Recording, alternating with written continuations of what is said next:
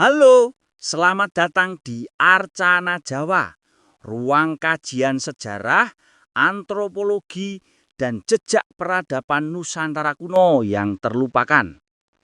Hari ini kita akan mengkaji satu tokoh yang sangat penting dalam sejarah awal Tanah Sunda, namun kurang mendapat tempat dalam narasi sejarah populer. Raja Purnawarman dari Kerajaan Tarumanegara. Purnawarman adalah raja besar yang memerintah pada sekitar abad keempat hingga 5 Masehi. Ia bukan tokoh legenda. Namanya terbukti secara ilmiah melalui prasasti batu yang ditemukan oleh para arkeolog dan filolog Belanda dan Indonesia. Beberapa di antaranya adalah Prasasti Tugu, Prasasti Ciaru Teron, Prasasti Kebon Kopi, Prasasti Jambu, dan Prasasti Munjul.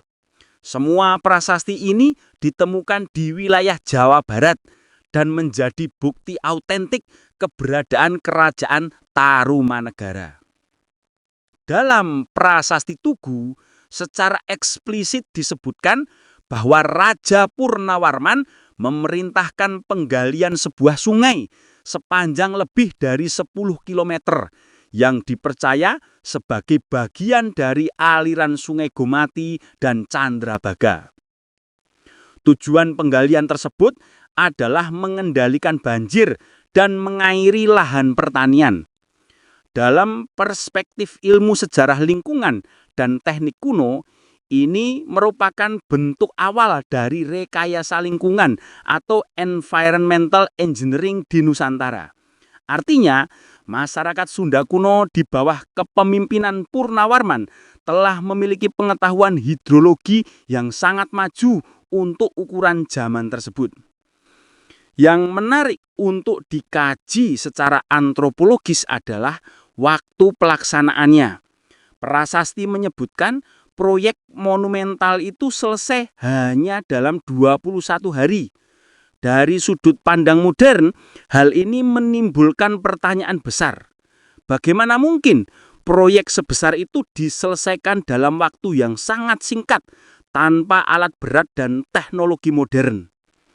Dalam kajian antropologi kerja kolektif, hal ini dapat dijelaskan melalui konsep gotong royong massal berbasis kosmologi kekuasaan.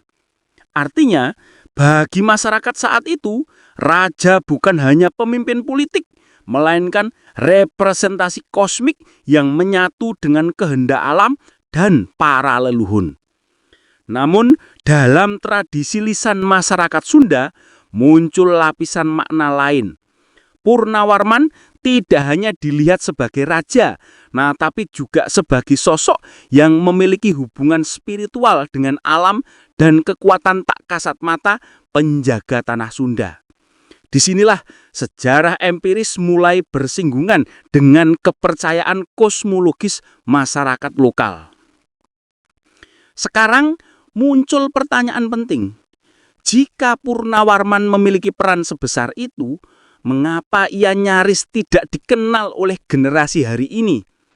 Dalam kajian ilmu sejarah kritis, fenomena ini dikenal sebagai politik memori sejarah, yaitu proses di mana beberapa tokoh diangkat, sementara yang lain direduksi bahkan dihapus dari narasi utama.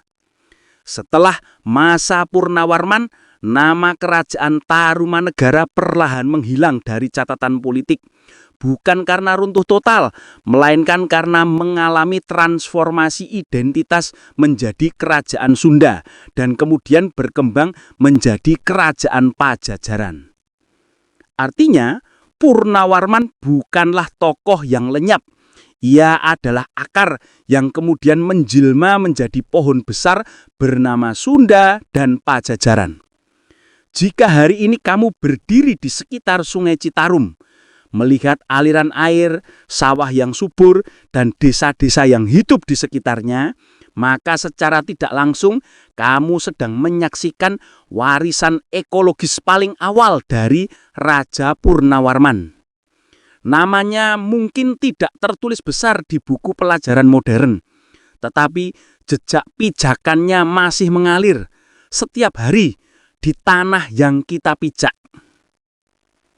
Jika kamu merasa sejarah seperti ini penting untuk dibuka kembali, jika kamu ingin kisah-kisah leluhur Nusantara dikaji secara ilmiah namun tetap penuh makna, dukung channel ini dengan like, subscribe, dan bagikan ke orang-orang yang mencintai sejarah dan kebudayaan. Tuliskan juga di kolom komentar tokoh Sunda kuno mana yang ingin kamu dengar kisahnya selanjutnya. Sampai bertemu kembali di Arcana Jawa, di mana sejarah tidak hanya diceritakan tetapi dihidupkan kembali.